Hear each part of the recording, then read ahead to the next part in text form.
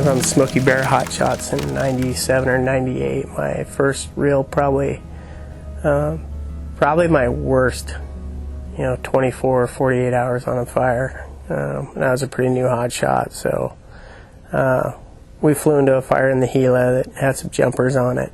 And it was just a small fire, but it was, the Gila typically is 8, 9, maybe 10,000 feet elevation, and right as we got our crew in and half the next hotshot crew came in, it started raining, and it was probably June, and the Southwest, the monsoons kind of start setting up a little bit in June, mostly July, but started pouring. We kept digging line. It was just pouring rain the whole time, and we finished lining this fire. It was like 5 acres, but the weather had gotten so bad that no food or water had come in. None of our war bags. They did get some sleeping bags and some Visqueen into us. So everybody's pretty tired. We'd been on some other fires before that, but so everybody just kind of grabs some Visqueen, four-service sleeping bag, not a paper one, but just a four-service sleeping bag, and lays down to go to sleep. And being a rookie, I thought I had it figured out, and I laid some Visqueen underneath my bag and kind of wrapped it up. And as soon as we laid down, it just started monsoon rain and pouring, and within 10 minutes people were soaked already. And so the bonfire started up, and I was kind of laughing at those guys. Oh, they're already wet. Well, probably 20 minutes later, I was soaked through because water had pooled up underneath the Visqueen. Rookie mistake. So before I know it, 17 people on the crew were standing around this bonfire all night, scrounging wood. It poured. People wearing raincoats, wrapped up in space blankets.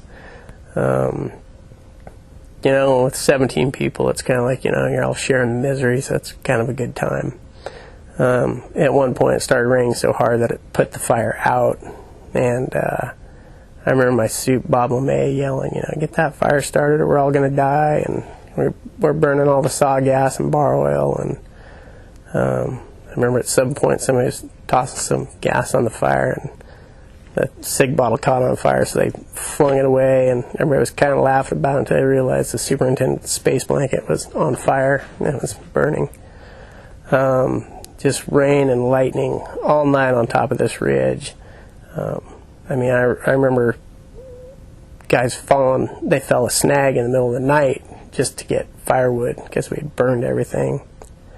At daylight, one guy was hypothermic. His face was blue. He couldn't talk. Only 2 people stayed dry all night, and everybody was like, man, just get us out of here. The rule on the Gila then, and still is today, that they will fly you into a fire, but you will walk out. So, okay, we're gonna walk off this fire. Nobody had any food or water except for what was in your pack, and they said it's going to be a 2-hour hike. So some people decided to start downloading their pack and dumping water out to lighten it up. And we started up the ridge, and we got up on the ridge on this trail system.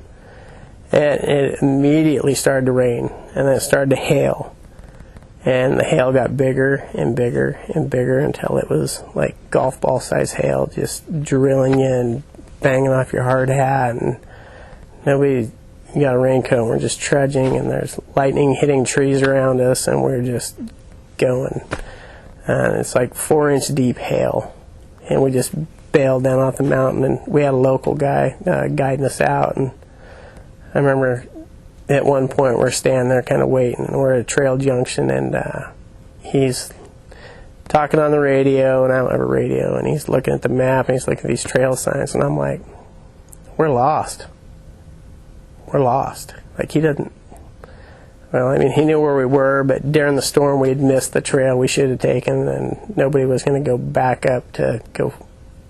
So we went from hail and freezing rain to the bottom of the canyon till eventually it was probably almost 90 degrees, and I don't know how many times we crossed creeks and walked down creeks, and wet boots and hot, and it was like a 15 or 17 mile walkout by the time it was all over. You know, we'd all been up all night and limited food and water, and yeah, so every time I think I'm having a bad shift, I just think back to that, and I just kind of laugh about it, because I don't know that there's ever been a worse shift or 24 or 48 hours I've ever had that compares to that one night on the Gila. So it makes all the rest kind of laughable. That was kind of my, this is what hotshotting's about. So it's probably one of my most memorable shifts.